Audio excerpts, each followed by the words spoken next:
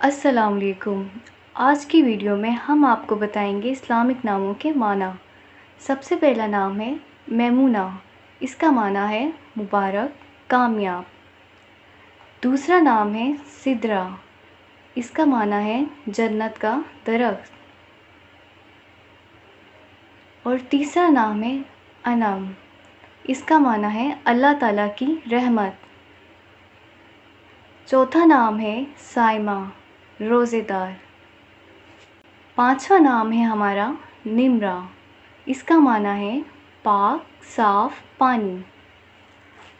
Video देखने का शुक्रिया।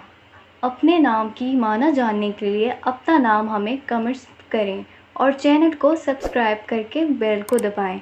वीडियो को लाइक करें और शेयर करना मत भूलें।